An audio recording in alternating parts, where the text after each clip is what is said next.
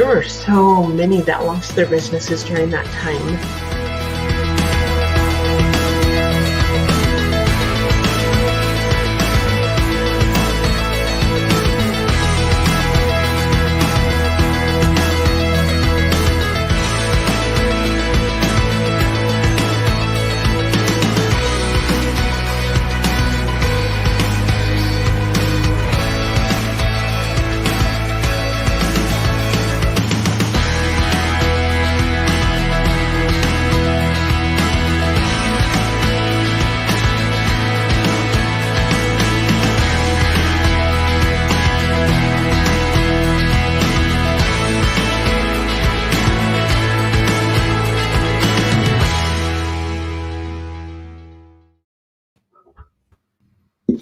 Ta-da, Charles, you made it. Yes!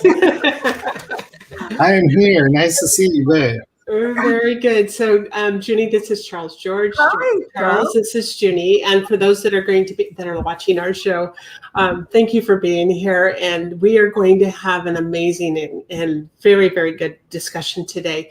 But we're first starting with Junie. So we'll kind of go back and forth, and we'll bring you both together towards the end for an amazing conversation. But thank you, Charles. I was getting worried. Where is he? I can't see him yet. I am here. All right. Well, good to see you. So we'll put you in the background a little bit for now, so that we can have a really cool conversation with Junie on what she brings to the world. Okay. So talk to you soon. Okay. So there we go. Oh, Junie, this is such a wonderful thing to be able to be here today. For those that are listening, perhaps for the first time, Spotlight Publishing, we've brought over 300 authors to #1 bestseller.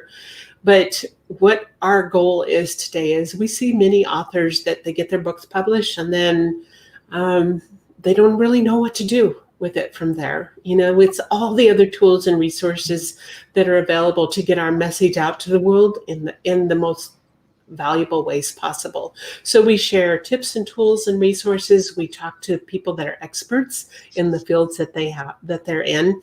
And we talk about the 5 pillars of a well-told story and why that is so important in our world. So treat your book like it's a business. Treat it so that it gets out to the world in the most amazing of ways possible. So today's first guest is Junie Swadron. And Junie, I am so excited for this interview. This is so fun to be able to talk about, but I want to introduce her properly. She's an author, she's a playwright, a psychotherapist, international speaker, workshop facilitator, and professional writing coach who has spent the last 30 years guiding thousands of students in writing and sharing their stories. Right after my own heart. She sees the therapeutic process and the creative process as one. It's about assessing a special place within us where serenity, love, courage, and truth reside. It's from this place that we begin to know our true spirit. It's from this place that we begin to heal. What makes Junie's approach to healing extraordinary is that she knows from both sides of the couch. She was diagnosed with manic depressive illness at age 20 and lived with its challenges for many years. On her own healing journey, Junie found writing to be her greatest ally. She has come out on the other side of her illness, and her personal experience has taught her resiliency and coping strategies for choosing health and wellness again and again. She now shares her success with her clients and students, helping them to connect to their creativity and healing through the written word and other modalities. She lives in Victoria, British Columbia with her partner, David Michael Hallowell, who is an artist and musician. And we're going to learn what else she brings to the world. With that, we welcome Junie. Wow, that's a lot. You're amazing because you have such a story, and it's one I can easily relate to from the story of my past. And it was the power of story that brought the healing that I needed in my life. Isn't that the truth for all of us, right? Yeah. The expression that I used to hear, I don't hear it very much anymore, thank goodness. Kind of the word in the street was, oh, it's just a story. No, right? no, it's not the story. Just it's a a sacred path that we've walked. Yes. So tell us about your story and what you now bring to the world. Oh gosh, my story. Which one? All right. Well, I've heard bits and pieces of several of them. that's right. That's right. Okay, I was diagnosed with manic depressive illness a lot of years ago, and many decades ago, and my life was a revolving door in mental institutions, and it was not fun. It was terrifying, and one day, after another visit to a hospital, you like that word visit. I was a visit to a hospital. Anyway, when I was feeling much better, I was already a psychotherapist and a writing coach and everything else. And the clinical depression started to set in again. And so once I was starting to feel well, I decided that I would not just go back to work the way I'd always done for many, many, many years and pretend everything's well. Nobody would know where I had just been.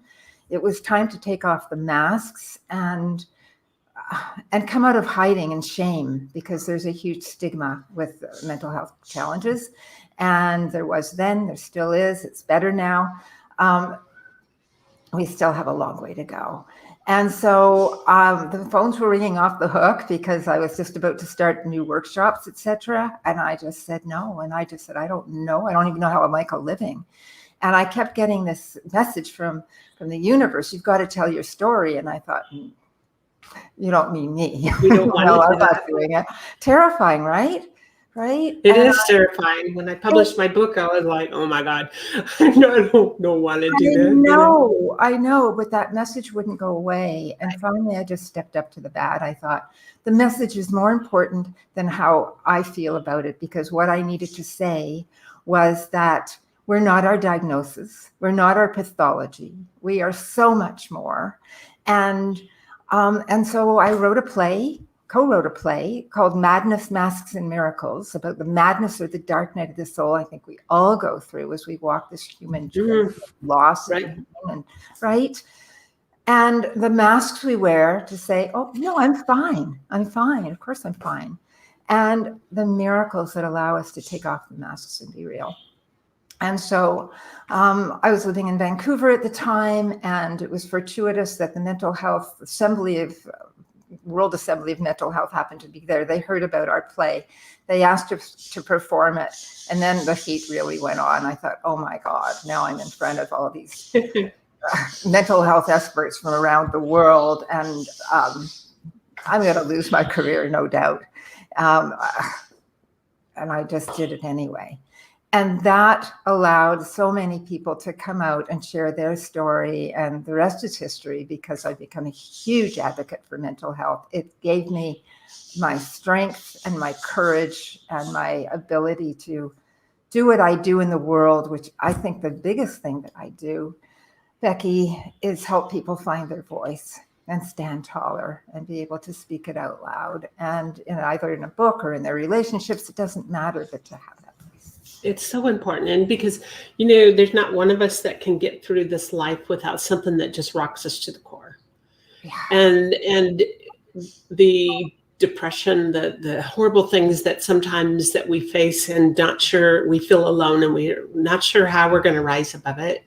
And yet it's by more of us standing up and sharing our stories and then teaching others how to do the same is what's changing our world. It's one story at a time, but it unites people. It really shows that there's a lot of light out there in this world, and we have the tool sets to do this, because you can teach somebody clear across the world, just because of the technology that we have available to us now, where that would have been maybe only limited to your small community.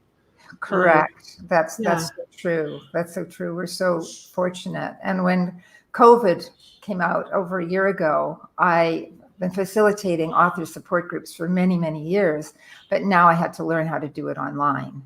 And so the first one came and finished. It was a huge success. Just in January, there were, I guess, 12, 13 writers who are now on their path to be authors. Some already published or about to be. And it's just an extraordinary feeling. And so now the second round of the online ones are about to come up in April. I'm taking, people now. Well, tell us a little bit about that. What you're doing, how you teach, what your workshops are like. Okay. The last book that I had published is called Your Life Matters: How to Write Your Stories. And I think the subtitle's different, but anyway, it's that. It's that. It's beautiful, beautiful. Oh, wherever, yeah. And 8 Simple Steps to Writing Your Stories. And so I think the common denominator that I have found as a psychotherapist and as a writing coach throughout my career, no matter what we've done in our life, it seems that people don't acknowledge it. They don't think that it's no big deal, it's whatever. So a lot of what stands me apart from, I think, other writing coaches, I start with helping people to find that part of themselves, or those parts of themselves that, wow, I did that. So as they're writing their book and they see that they're way more resilient than they may have thought, we take things for granted. We go through painful times. We get to the other side and we just go, thank God that's over. And we don't take the time to reflect of how we even got there. Mm-hmm. And so this whole writing process is besides the tools of how to write a really awesome page turner and, compelling story, it's also about coming from the most empowered place of yourself. Because I believe that the energy that we put into the book is what the readers are going to get and be able to relate to the person who's written it. So don't you feel that as we begin to authentically, vulnerably share our stories and really get to the core of that, there's such incredible healing that happens for each one of us, incredible healing. And then when we publish it, to me, my experience was that it released it. It released the story. And I'm not even the person that wrote that story anymore because of the growth that took place because I was willing to stand up and tell that story. I would write the story totally different today, but that's the beauty of it, is how we are able to grow as a result. I agree with you 1,000%. The writing changes us. I mean, I do not identify at all with that younger person, me, who had those kinds of struggles. But because I've gone as far down the rabbit hole as I think a person can go, I can hold the space for people who are going wherever they need to go. And, there's this myth that if you write it down, it's set in stone. And it is not set in stone. In fact, you kind of move and juggle everything around until you find the place that just kind of finds its own space, and then we change and we grow, like you said. And then it's like, wow, look how far I've come. Oh, for sure. So going forward, for anybody that's listening to this show, Junie brings so much to the world. And she does have a class that's starting, or a workshop that is starting in April. And on the end of this, you see her website scrolling across the bottom. Put the words mentorship, like the /mentorship, and it'll take you right there. It's also in the text below, in the comment section. But check her out, because Junie does amazing work to bring so much into our world. And she's had the courage to stand up, and actually by that courage, it's been a great healing to her too. And that's why she can bring this work to the world. Mm-hmm. So we're going to take a quick break. Junie, I'll bring you back in, but we're going to take a quick short break. And then we're going to bring in our other guests and talk about what he brings to the world, and then bring you both back together. So I will look forward to this awesome conversation. Me too. Thank you, Becky. All right. Thank you.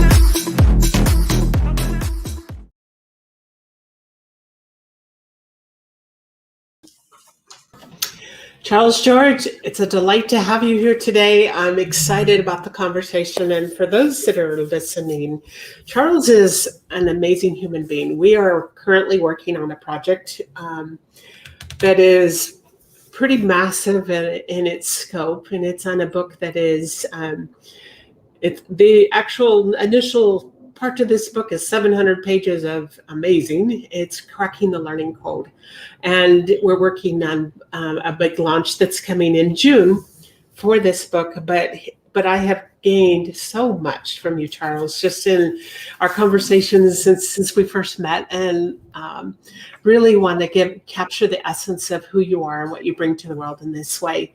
He's a digital marketer, direct marketer, and a copywriter.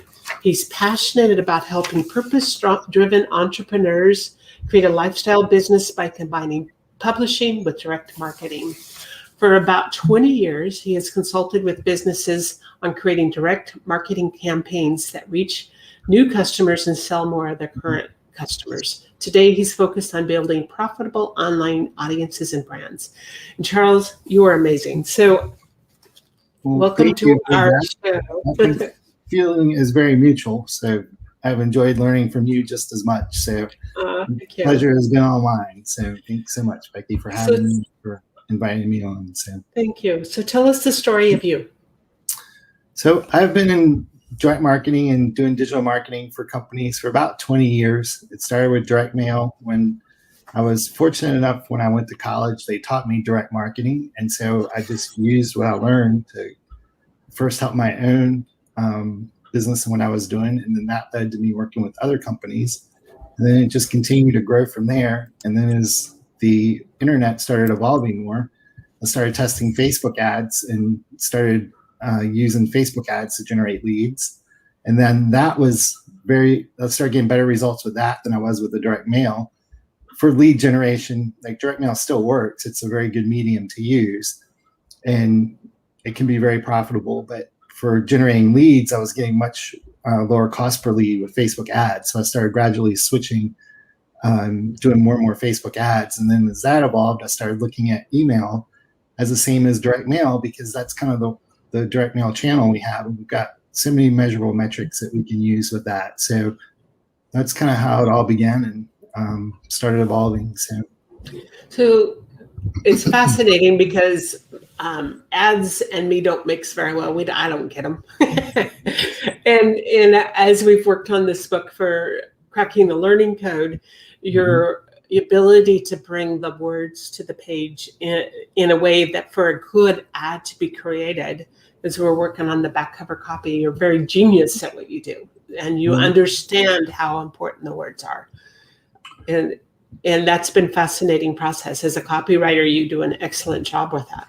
Well, thank you. Well, it starts with the customer and who the customer is, because it's not about us. It's about the customer and who we're trying to reach and why.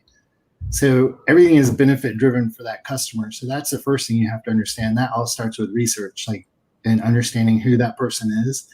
Why are we trying to reach them? So the reason my Facebook ads are so successful is because of the direct mail that I used to do. It's understanding lists. It's understanding how to identify those customers. And Facebook, their platform, although it's digital, it's still built very similar to the direct mail world, and identifying who those ideal customers are. Then once we have those, then how do we go learn more about them? What problems are we solving? How's our product helping them? And then we can start reaching out and crafting our copy to match that. So everything is customer focused. It's all about the customer. I will say this, and we're talking about lists. The difference between direct marketing and brand marketing, or general marketing, let's say, like direct marketing, we want to figure out who's most likely going to respond to our offer. We want to eliminate everybody else. So our message is very finely focused and fine-tuned to that individual. Whereas with the brand marketer, and they're really merging today. It used to be brand marketers and direct marketers. They were a very different strategy, but now they're very much merging. Brand marketers want to understand the metrics behind their marketing, so they know what their message is, how many people they're reaching, how many people are responding. Direct marketers are, on the other hand, they're starting to realize that the power of that brand, we can use direct marketing to actually build brands. And that brings power with it also, because now we have the logo. People identify with our message. They identify. And so they're really merging into one. And, but 20, 30 years ago, they were very different practices. But for small businesses, like identifying who that ideal customer is, and then making sure all your marketing, all your copy, like everything is tailored towards them. And then it's all about them. It's not about us. It's like, what are we doing for them? And so that's a lot of the reasons why my ads are so successful, because I understand how to identify who those people are. And then once we identify them, then making sure everything speaks to that exact person. So why should an author, or I always try to help my authors understand that they need to think of themselves as an authorpreneur. Why should they use Facebook ads? So Facebook ads, I want you to think about this, like if we write a book, how much time and effort and energy does it take to create that book? It's not for the faint of heart. It is not. It's a marathon, right? It takes a long time to write a book. It's not something that just happens overnight normally. And so now that we've got this is an asset we have for the rest of our life that we can use to generate revenue, whether it's sales for that book, whether it's online courses, whether it's speaking, like so many different ways we can use to monetize that book, right? Well, if we write it and nobody sees it, or if we write it and we don't get that book to the right audience that we were talking about, then that's a lot of effort. And now the people we intended that book for don't necessarily see that book.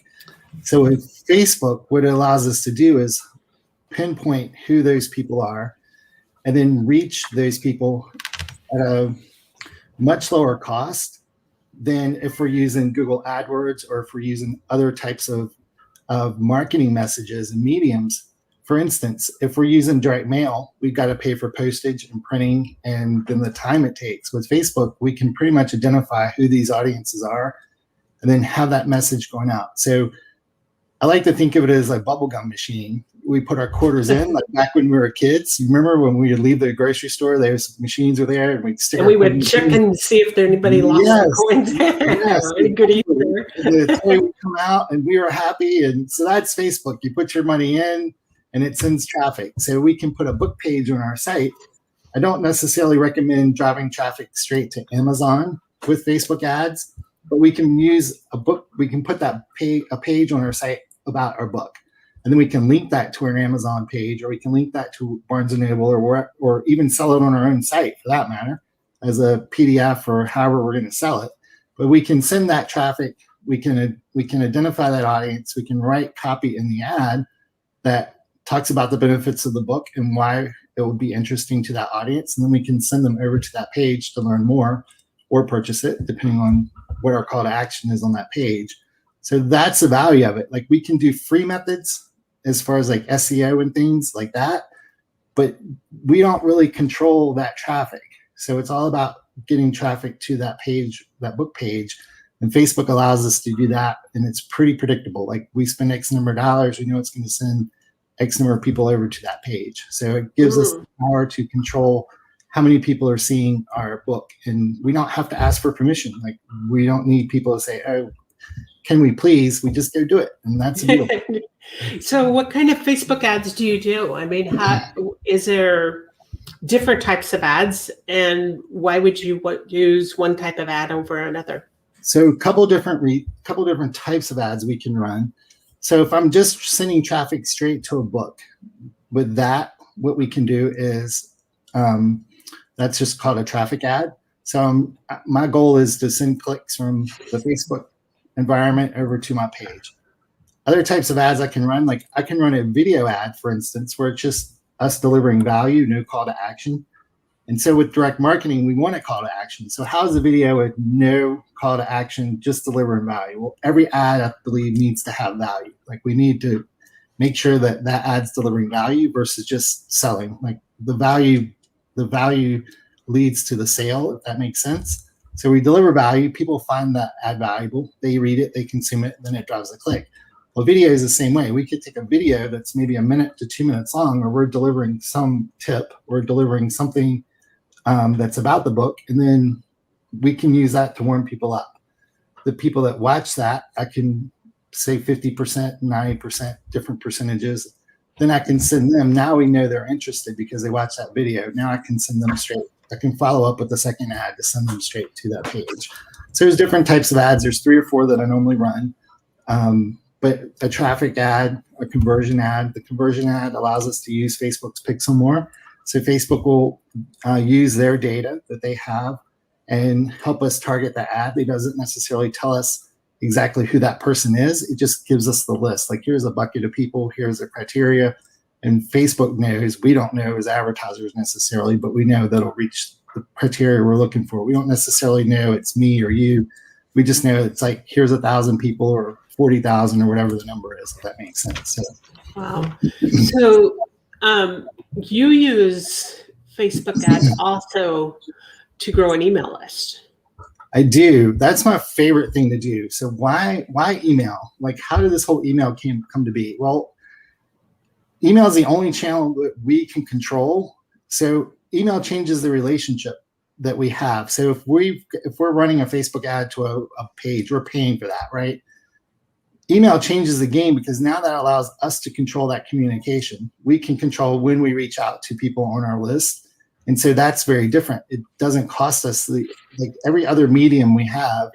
There's a price involved with reaching our customers, and so if somebody gets on our list, we can reach out to them as much as we want, deliver value, build that relationship, but we can control that relationship. And when we can control it better. The customer still can open the email, click on it, or prospect, but we can control when we communicate with them. We don't have to wait for them to come back to our site. So, or even if it's on a Facebook page or some social media, like, we don't control those algorithms. Or if we send an email, like, that's measurable metrics that we can say, how many people did we send to? How many people did we open it? How many people clicked it? We can track the value of an email. Like, as we grow the email list and as we send emails, we can look and see this email generate X number of dollars for us. And then over time, we can start developing models of how much that email is going to generate. So that's the value of it, because it totally changes the game as far as scalability and when we're communicating. So if we have 1,000 people on our list or 10,000 people, it doesn't take any more time to create that email. Same amount of time. So now our time is even scalable. And so I think of it as personal communication at scale. That's what I think of email. So. Well, and I think in the whole ad portion of this, one of the first questions that I have with an author when we first get introduced is, who is this book for? Yep. Who's that one person this book is for? Because then you will find the many more ones. It's not for everybody. And you cannot be like, oh my gosh, everybody needs to hear this, because that's not the truth. It needs to be really focused on the one, and you will attract the many ones like that. Yep. And so I think of these as customer avatars is what I call them. And so who is our ideal person? And I've developed avatar sheets. So I go in and I fill it out. Like, is it male or female? What's the age we're targeting? And it just builds on who that person is. So as I'm writing this copy, I can put this next to my desk and say, this is the person I'm writing this ad to. That helps me make sure that ad communicates with that exact person. But as we're writing our books, I want you to think of segments, right? So for instance, if we're targeting writers, that's a very broad market. How can we narrow writers down? Well, writers could be people that own businesses. Like, what type of businesses do they own? Maybe that's a key to you. Is it a chiropractor? Is it a dentist? Is it lawn care? Those are local businesses. Is it somebody who is, if we look at online writers, for instance, we have bloggers, we have email, people that are interested in email, we have people that are interested in writing books. So there's 3 different types of people that are interested in writers. So now all of a sudden they're all similar, but they may be a little bit different, but now they're segments that we can use this to reach same ad, but we're targeting it to each of those different segments, if that makes sense. So. Very cool. So I would like to bring Junie back in, because I think this opens up a conversation, because she's very specific also to the type of person that she serves. So Junie, I know that you've been listening. I've been watching you listen. and this is going to open this up to also any questions because I know you serve an audience that is very specific as well. and how do you attract the right kind of audience? How do you really expand your reach? All these questions that come about from the conversation like this. And that's where I want to kind of expand on this, because one of the things that we have is, if we're going to get invited to a summit, what's the first question somebody asks us is, what's the size of your mailing list? Yeah. And it's always the case. It's not just, well, okay, and how many? And I actually was on a summit on International Women's Day. And what happened with that summit is if you couldn't attract 30 people, at least 30 to join this summit, then you had to pay $300 to be on that summit. If you brought 30 or more, then you didn't have to pay for that. It was a pretty interesting concept, but the size of your list and your engagement with your list is pretty important.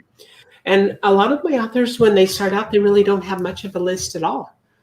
So how do they grow that exposure? How do they make a book worth the time and effort that it takes to write a book? Because there's a lot that goes into that.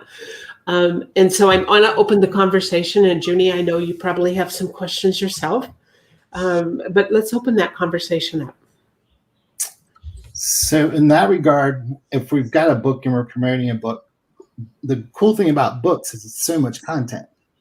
So if we've got checklists, if we've got a chapter, if we've got a worksheet in there, any of that stuff is great because we want to create something of value to give away. And these are known as lead magnets. And so we can put that on a landing page. We can drive traffic to that landing page. And once people opt in, then we can offer that book because it's kind of a natural progression for people to download that checklist. And then the next step is to purchase that book. So how can we create things that create a natural flow for people to level up? So we've got the checklist, but now what's the next step? Well, that's the book. And so we can build a list and sell the book, two-step process versus one if we just drive traffic to that site. So this is lead generation. Are we going to run ads to do lead generation? Or are we going to run ads to promote a product? There's pros and cons to both. If we run ads through lead generation, they may not buy that book right away. It may be a longer sales cycle for us, but they're on the list. So now we can set up autoresponders to promote that book. That's an advantage we have. Again, we can control that. Whereas if we're just selling a product, say the only name we're going to get is the people who actually purchase. Well, why does that matter? Well, most of my landing pages, I'm getting 40 to 60% conversion rate, right? So that means about 1 of every 2 people that land on that page will opt in for that. That's great because now we can start building that list. Whereas if we send them straight to a book page, maybe 5 to 10% will purchase that book. But that's a lot of traffic we're leaving that we can't communicate with that don't purchase. Does that make sense? So that's one of the reasons why I'd like to build the list first and then offer the products afterwards. So that's pretty fascinating because I found recently a company that I'm steering my authors to for publishing, and that's called Vervante, because they tie in with the author's book page. Mm-hmm. And they offer pre-sales on a book, but they also, for all purchases of the book that's on that author's website, they provide a mailing list of who's been purchasing your book. So it's kind of a double thing if you're doing the smart thing of using ads to increase your readership and your book sales and also grow your mailing list. It's pretty powerful. But a lot of authors have no idea that these tool sets are available, and that's the purpose of this show, is to show what's available to us. So, Junie, one thing, if you're running your workshops and you have an email list, one way that we could use that to sell a workshop is we can take that email list and upload that list to Facebook, and then I can run ads directly to that list. We already knew they're on your list, and now we can just promote that workshop.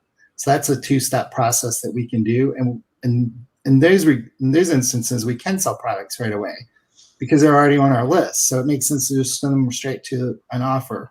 So that's one way we can promote an offer right away once they're on their list. And then they're on their list, so we can send newsletters, promote that offer through newsletters, through promotional emails. Again, we can control all of this, which is another reason why I love email. And if you look at all marketing mediums across the board, from direct mail, radio, TV, any of your online channels, social media, like email has the highest profitability and ROI for small businesses. So 2 years ago, Direct Marketing Association said for every dollar invested in email for small businesses in the United States, returns 4,300% ROI.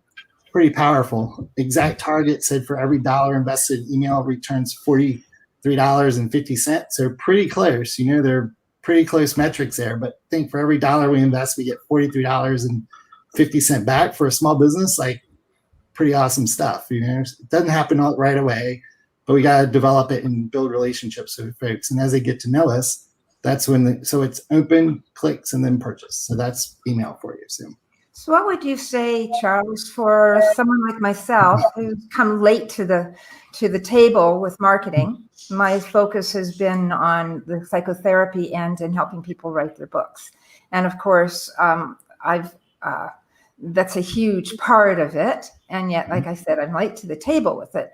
And meaning that it's only been in more recent years that I've been learning about the promotional aspects and what is needed to do.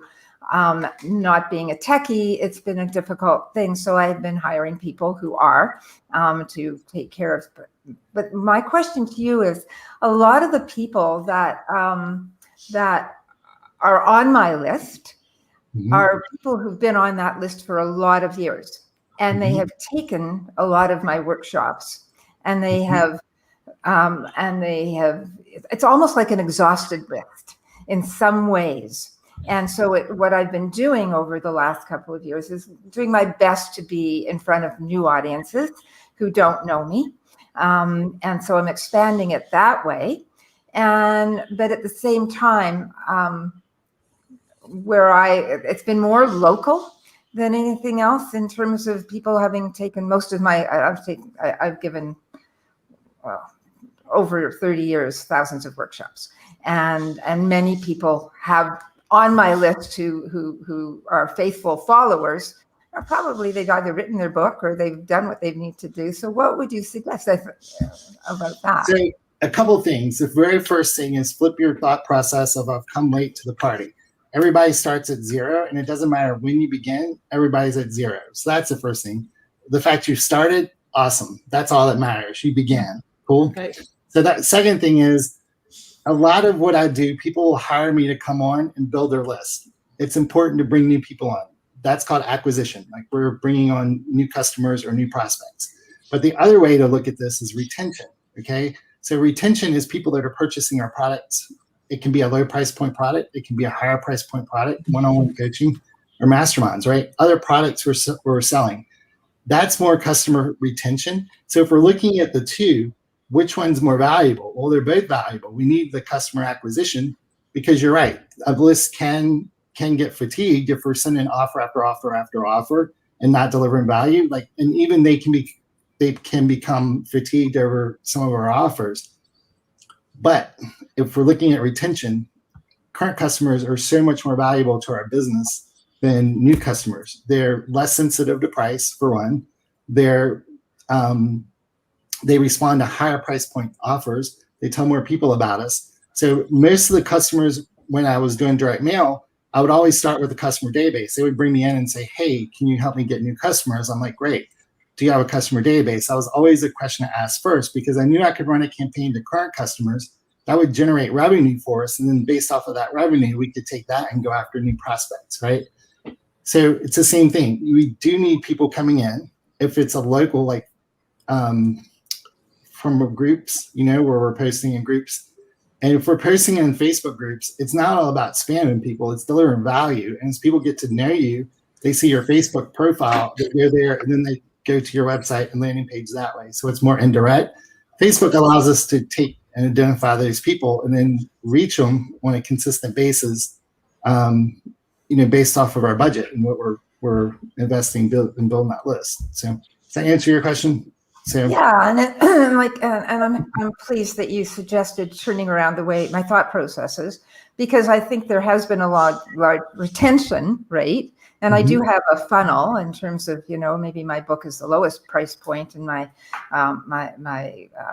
courses and VIP days and whatever, or retreats are higher up there. And I think I do deliver value, but I think it's been a narrow amount of people. And growing your list there is value in that because it expands that reach, So you're right. If it's a small list and it's the same offers over and over, like you've got to become really creative on how you promote and sell, So 2,000 people, so it's maybe not considered small, but yeah, that's a good list. And anyway, as you were going to ask, Becky,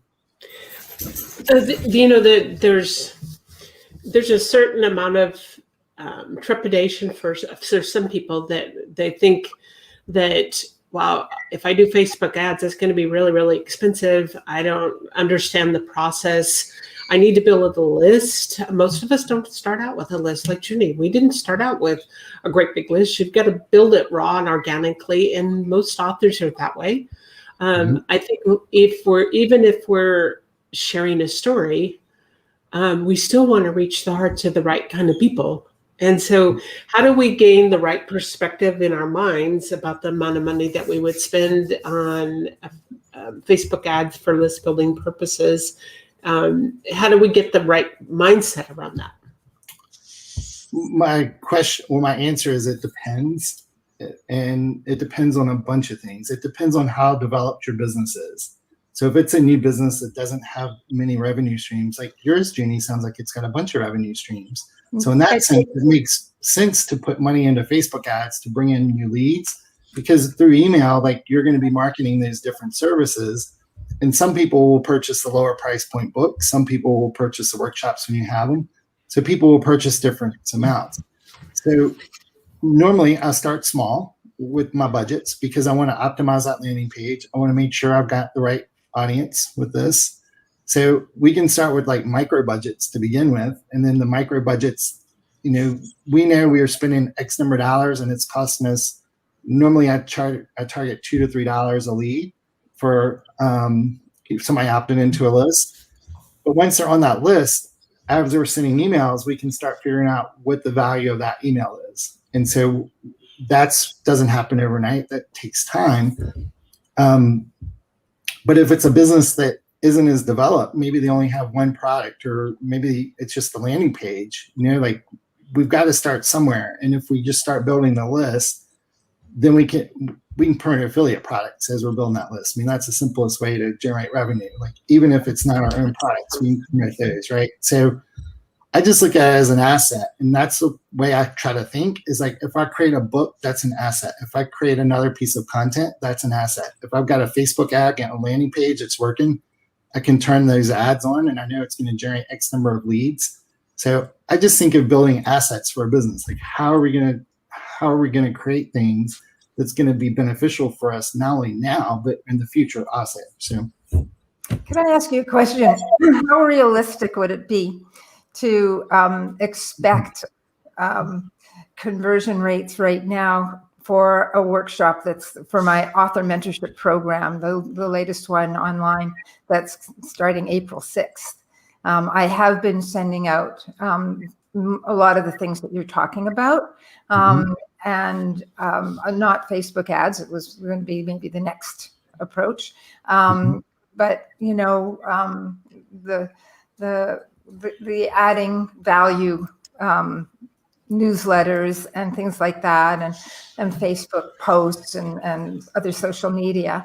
But it didn't start very long ago, maybe a week ago.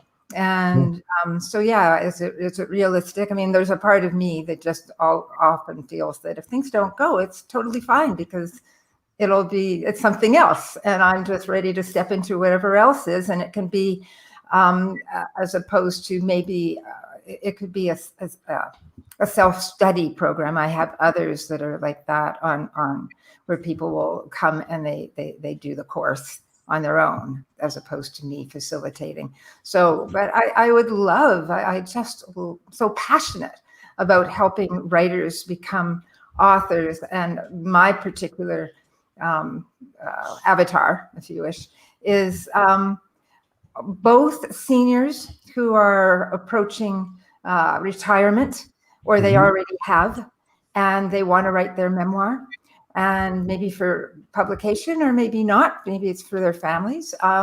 And also entrepreneurs who have a story to tell, and why did they get into the business that they did get into, and then they're passionate about it. So let's write a book with your quote unquote recipe for what it is that you do, and let it be your calling card. So those are my two major, and it's, so I love doing it, but I don't know if April 6th is very, it's around the corner. Well, think of it this way, okay? How often are you sending emails in general? These days, I have a campaign, so it's every day.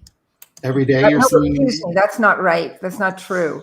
It's probably maybe twice a week now, once a week or twice a week. Okay, so in the emails you're sending, talk to me about the emails you send. They are about writing your story, or why it's valuable to, or valuable for a person to do that, and you know, into and what is their story about, that sort of thing, and then I will give writing prompts to help people, you know, just get comfortable with the writing process itself, and then a call to action, which is here's the page I've forgotten what it's called, but anyway, it's a sales page that has everything on it for people to apply and to join the so it's kind of been like that. And then I've been having things on the various, you know, Facebook, Twitter, LinkedIn, and Instagram, I suppose. Yeah. Okay. So with your email, what I try to do is I try to send at least one email newsletter a week that provides value, and there'll be an offer in that email newsletter. But the primary purpose of that newsletter is engagement. And so it will sell. People will click, and you can, like, as we're tracking, like, you'll see like what the open rates are and what the click-through rates are compared to the number sent to, right? As people get comfortable, one other thing I try to do is with my newsletters, I try to send them the same day and time every single week, because people get accustomed to that showing up in their inbox and they get to know you. So think of this as like the major motion picture versus a sitcom, right? Major motion pictures, like, we don't really get a lot of character development with those necessarily. Marvel's trying to do things, or Disney's trying to do things with Marvel where they extend the characters over several movies and lots of different ways to introduce it. But the sitcom, like, they show up every single week. And, you know, think of Jennifer Aniston when she first started Friends. Like, nobody knew who she was, but now everybody knows her because of Friends. Now she's got major movie roles, you know, because everybody knew her as Rachel. I mean, they got to know her as a person and that character and her association. Same thing, like, every week that sitcom came on, and over time they learn about those characters. Same with the email. That's your personality. You're sending that on a consistent basis so people get to know you. That's what leads to the opens and clicks. So, yeah, it's been every Friday for at least over a year. Before that, it was maybe a different day, but at least every the same day every week for a long time.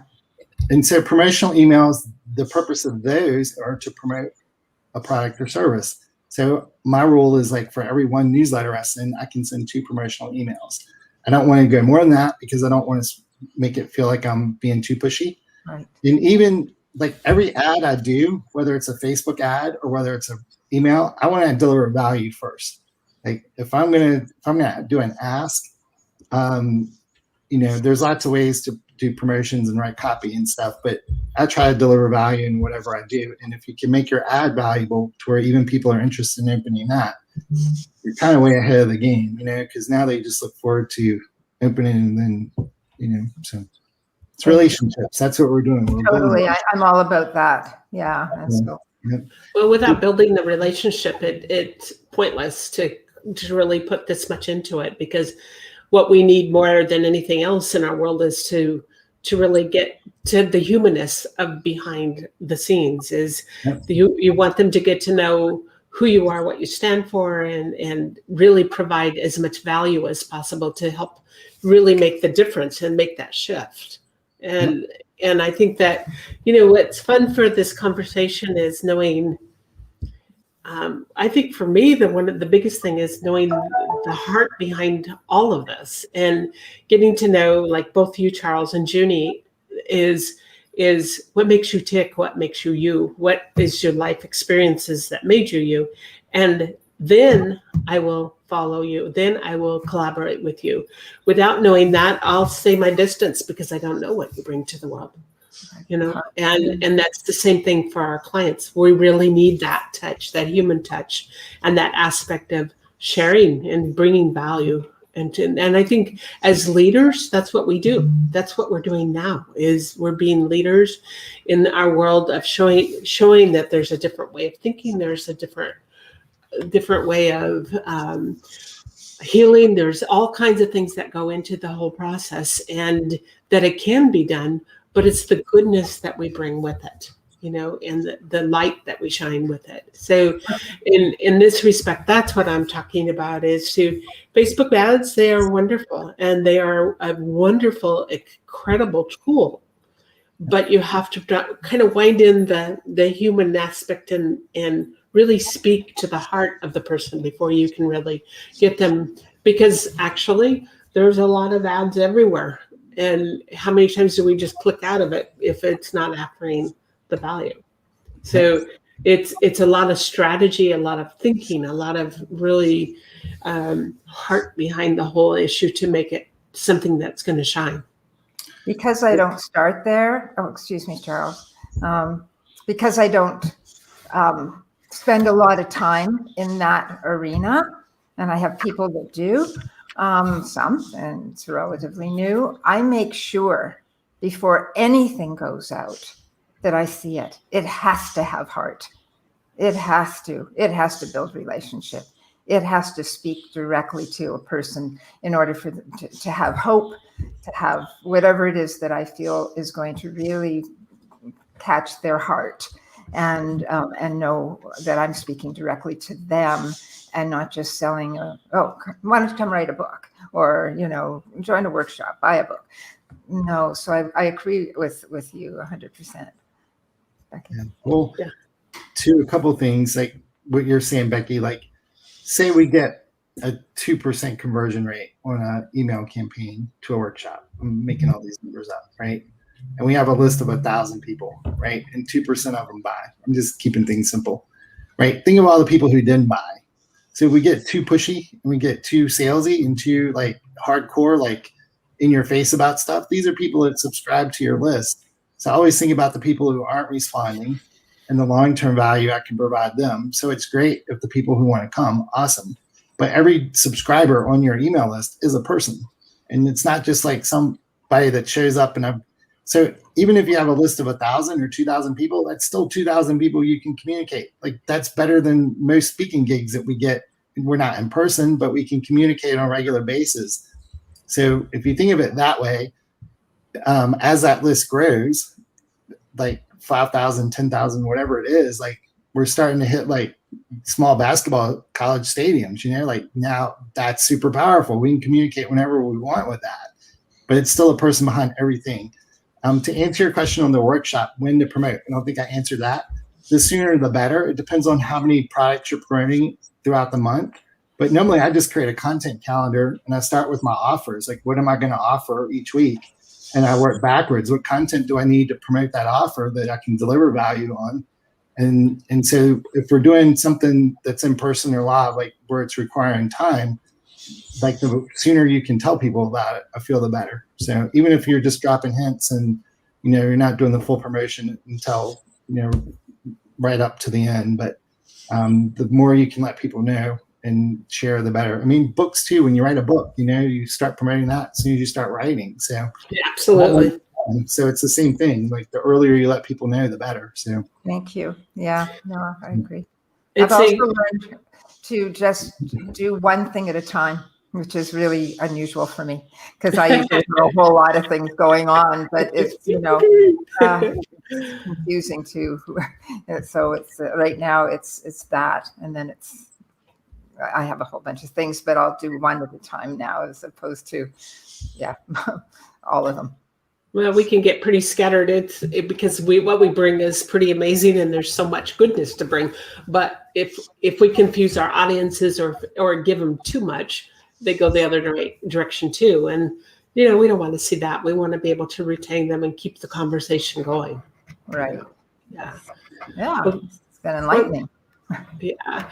So this has been a really exciting conversation and really gives a lot of different perspective. Facebook ads is something I've totally stayed away from because I don't understand it. And actually some of the times that I've reached out to hire somebody, their prices were like, because I didn't understand the full scope of what that entails. But that's the purpose of this show, is to show that there's some amazing stuff. We've had a lot of really cool guests on our show. You two are among those two cool guests, and we will come back again for another series. In fact, Junie, I think part of the show can be a mini workshop. And Charles, we can demonstrate a little bit more about Facebook ads and the way they work and how you think in that regard. But for the purpose of this show, what is one last thought, Junie, that you would like to leave for those that will be viewing this show? I'm all about self-expression, and so whether it's writing a book or it's painting a painting or growing a garden, if it's in your heart to go and do that, follow that passion, follow it. Because it's not there by accident. And if writing a book is a dream that keeps coming back, that's not listen to it. It's your soul calling. So very cool. Yeah. Very cool. And for you, Charles? I would say all marketing is about relationship building, and that's it. That's life. The most important thing in your life are your relationships, and your business, it's your relationships. And so your marketing is no different. You're reaching out to your ideal customers that you can help, and then how can we build relationships? Because the better and stronger the relationships, it just creates more value. And whether we're talking about a book or a workshop or a VIP day, it's all relationships, and they're not going to bring you on for a VIP day unless they feel a strong connection and they know you're going to deliver value. And so it's all about relationships. That's life. In marketing, it's all about relationships. So. Very good. Thank you too for being here, sharing your wisdom, all the things that you bring. Sorry, I have a cough. Well, thank you, Becky. Charles, it's been a delight to meet you. Well, thank you. Pleasure's all mine. Absolutely. Yeah, it's great. Give me a lot of things to think about and turned my brain around. And so thank you. And Becky, I think you're awesome. Becky is awesome. Yeah. Hip, hip, hooray, right? We love Becky. Oh my God. Oh yeah. Yeah. Look at the light. That's awesome. Thank you. And for our next show coming up, we're having the amazing Marshingle. We're having the book launch. I'm actually in a chapter of her book, and it's called Amazing Woman, It's Your Time to Emerge. Oh, wow. And so our next guest speaker will be on Monday, starting at 9 to 10. And there's actually 8 authors in that book. So it's pretty amazing. In fact, I just got it in yesterday. Ta-da. Wow, let's see. Nice. Yeah, so let me get it turned the right way there. Amazing Woman, It's Your Time to Emerge. So amazing what she's done with this book. So she has Amazing Woman Nation. So thank you very much to both of you. And for the listeners, we hope that you gained so much from this, and be sure and tap into the resources both Junie and Charles are offering today. Thank you. Thank you. Thank you.